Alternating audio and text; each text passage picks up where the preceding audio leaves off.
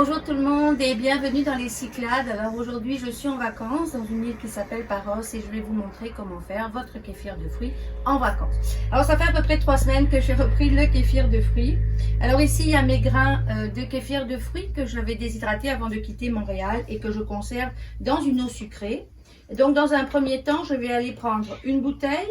Donc ici on a une bouteille d'1,5 litre, mais vous voyez moi je la mets pas au complet. Alors bien sûr, c'est la façon dont je fais mon kéfir de fruits. Le kéfir de fruits peut être fait de différentes façons. Il peut être fait comme le kombucha, c'est-à-dire dans un gros contenant ouvert.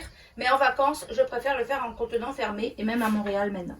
Donc ici, on voit mes grains. Ils se sont déjà bien multipliés depuis le départ. Donc je vais aller mettre mes grains directement dans ma bouteille. Voilà, donc je vais aller prendre tous mes grains. Alors au début, j'avais une cuillère à café. Mais là, j'ai 2 cuillères à café. Ça fait 2 semaines que je suis ici. Voilà. Donc, dans un premier temps, je mets les grains. Dans un deuxième temps, je vais aller mettre 2 cuillères à soupe. 2 cuillères à soupe de sucre pour moins d'1,5 litre d'eau. Alors, je sais qu'il y a des personnes qui en mettent 3. Vous pouvez mettre 3 cuillères à soupe si vous voulez. Il y a des gens qui mettent 1/4 de tasse. Donc, moi, ce que j'aime faire, c'est mettre mes 2 cuillères à soupe. Alors ici, on voit que c'est pas très efficace. Alors, j'avais fait une sorte d'entonnoir avec une bouteille coupée pour me permettre justement de ne pas mettre du sucre partout. Ça reste très efficace, comme vous le voyez. Donc ici, j'ai été mettre mes 2 cuillères à soupe de sucre. Je vais rapporter des citrons, mais vous pouvez prendre des citrons frais. Donc ici, c'est des citrons que j'ai déshydratés à Montréal. C'est des citrons bio, donc je vais laisser le contour. Alors, on peut mettre 1 ou 2 tranches de citron.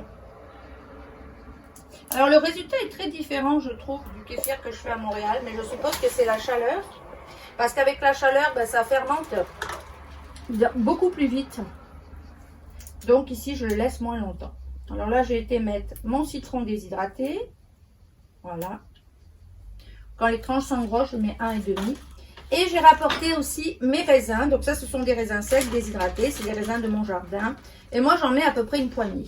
Alors, on dirait une poignée, c'est combien?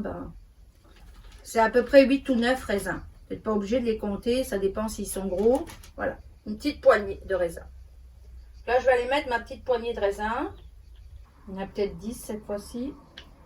Voilà. Et là, j'ai fini. Moi, je remets mon bouchon.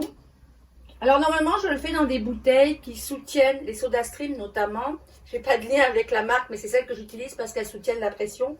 Là, elles sont utilisées. À Montréal, j'en ai beaucoup plus. Donc, je vais le faire dans ceci. Mais j'irai, pendant la fermentation, j'irai le dévisser. Alors là, il est fini. Donc, je vais laisser mon kéfir d'eau pas directement à la lumière. Je vais le laisser à l'intérieur. Et je vais attendre. À peu près 24 heures. Normalement, à Montréal, j'attends 24 heures. Ici, je peux attendre un peu moins. Je peux attendre 14 heures. Ça dépend. Je vais vraiment le voir quand je veux voir qu'il commence, que l'ensemble des raisins qui sont ici vont commencer tous à monter parce que ça va descendre au fur et à mesure une fois qu'ils vont être réhydratés. Quand ils vont remonter vers le haut, je saurai que je pourrai faire ma deuxième fermentation. Alors ici, nous avons la deuxième fermentation. Donc ici, nous avons orange. Et ici, nous avons figues de Barbarie, notamment les nopales. Alors ici, j'ai été mettre un cheong en deuxième fermentation. Et ici, j'ai été mettre un jus d'orange. Mais je vous ferai une autre vidéo pour vous parler de la seconde fermentation.